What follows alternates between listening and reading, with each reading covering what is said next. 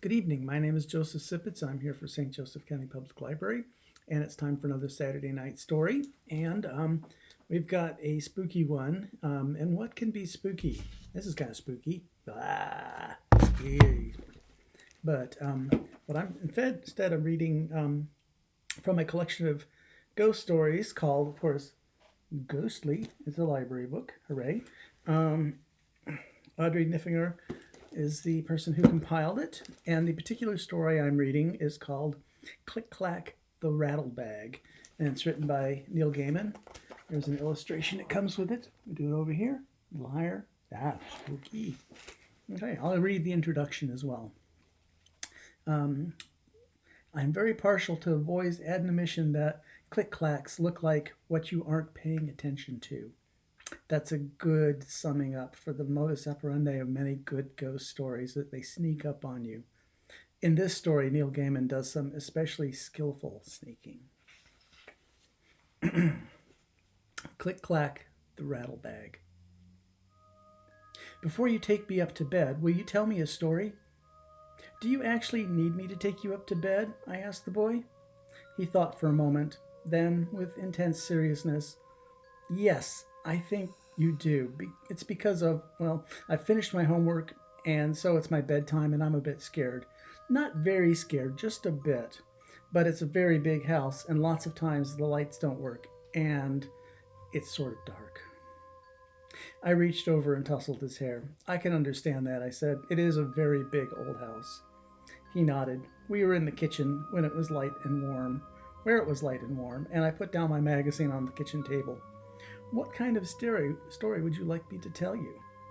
Well, he said thoughtfully, I don't think it should be too scary, because then, when I go up to bed, I'll be thinking about monsters the whole time. But if it isn't just a little bit scary, I won't be interested. And you make up scary stories, don't you? I know, she says that's what you do. She exaggerates. I write stories, yes. Nothing's been published, though. I write lots of different kinds of stories. But you do write scary stories. Yes. The boy looked up at me from the shadows of the door where he was waiting. Do you know any stories about Click, Clack, the Rattlebag? I don't think so. Those are the best sorts of stories. Do they tell them at your school? He shrugged. Sometimes. What is a Click, Clack, the Rattlebag story? He was a precocious child and unimpressed by his sister's boyfriend's ignorance. You could see it on his face. Everybody knows them. I don't, I said, trying not to smile. He looked at me as if he was trying to decide whether or not I was pulling his leg. He said, I think maybe you should take me up to my bedroom, and then you can tell me a story before I go to sleep, but not a very scary story, because I'll be up in my bedroom then, and it's actually a bit dark up there too. I said, shall I leave a note for your sister telling her where we are? You can, but you'll hear when they get back. The front door is very slammy. We walked out of the storm and cozy kitchen into the hallway of the big house, where it was chilly and drafty and dark. I flicked this light switch, but nothing happened. The bulb's gone, the boy said. That always happens. Our eyes adjusted to the shadows. The moon was almost full, and the blue-white moonlight shone in through the high windows on the staircase down to the hall. We'll be all right, I said. Yes, said the boy soberly. I am very glad that you're here. He seemed less precocious now. His hand found mine, and he held on to my fingers comfortably, trustingly, as if he'd known me all his life. I felt responsible and adult. I did not know if the feeling I had for his sister, who was my girlfriend, was love, not yet, but I liked that this child treated me like one of the family. I felt like his big brother, and I stood taller, and if there was something unsettling about the empty house, I would not have admitted it for the worlds. The stairs creaked beneath the threadbare stair carpet. Click-clacks, said the boy, are the best monsters ever. Are they from television? I don't think so. I don't think any people know where they come from. Mostly they come from the dark. Good place for a monster to come from. Yes. We walked along the upper corridor in the shadows, walking from patch of moonlight to patch of moonlight. It was really a big house. I wished I'd had a flashlight.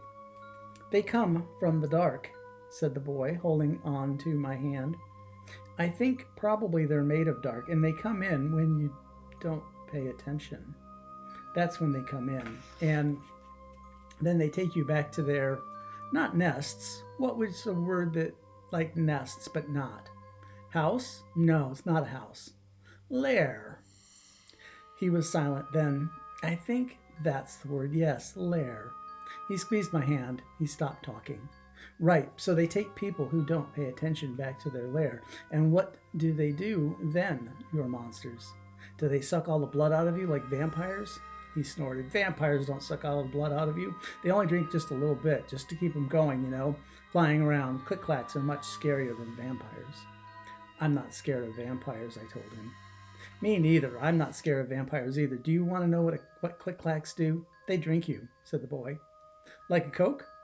Coke is very bad for you, said the boy. If you put a tooth in Coke in the morning, it will be dissolved into nothing. That's how bad Coke is for you and why you must always clean your teeth every night.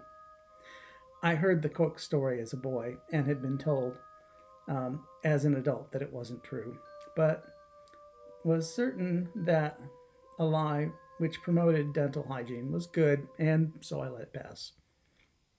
Click-clacks drink you, said the boy. First they bite you, and then they go all ishy inside, and then all your meat and your bones and everything except for your bones, your meat and all your brains except for everything but your bones and your skin turns into a wet, milkshakey stuff, and then the click-clack sucks it out through the holes where your eyes used to be. That's disgusting, I told him. Did you make that up? We reached the last flight of stairs, all the way into the big house. No, I can't believe you kids make up stuff like that. You didn't ask me about the rattlebag, he said. Right. What's the rattlebag? Well, he said sagely, soberly, in a small voice from the darkness beside me. Once you're just bones and skin, they hang you up on a hook, and then you rattle in the wind. So, what do these click-clacks look like? Even as I asked him, I wished I could take the question back and leave it unasked. I thought, huge spidery creatures, like the one in the shower this morning. I'm afraid of spiders. I was relieved when the boy said, they look like what you weren't expecting, what you aren't paying attention to. I was relieved when the boy said, they look like what you aren't expecting. We were climbing wooden stairs now. I held on to the railing on my left, held onto his hand with my right, as he walked beside me. It smelled like dust and old wood, that high in the house. The boy's tread was certain, even though the moonlight was scarce.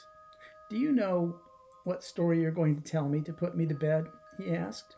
It doesn't actually have to be scary. Not really. Maybe you could tell me about this evening. Tell me what you did. There's not to make much of a story for you.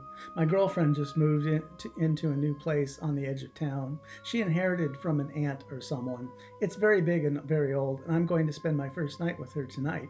So I've been waiting for an hour or so for her and her housemates to come back with the wine and Indian takeaway food. See, said the boy, there was that precocious amusement again. But all kids can be insufferable sometimes when they think they know something you don't. It's probably good for them. You know all that, but you don't think. You just let your brains fill in the gaps. He pushed open the door to the attic room. It was perfectly dark now, but the opening door disturbed the air, and I heard things rattle gently, like dry bones in thin bags, in the slight wind.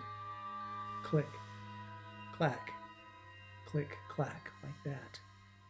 I would have pulled away then if I could, but small, firm fingers pulled me forward, unrelentingly into the dark. Good night.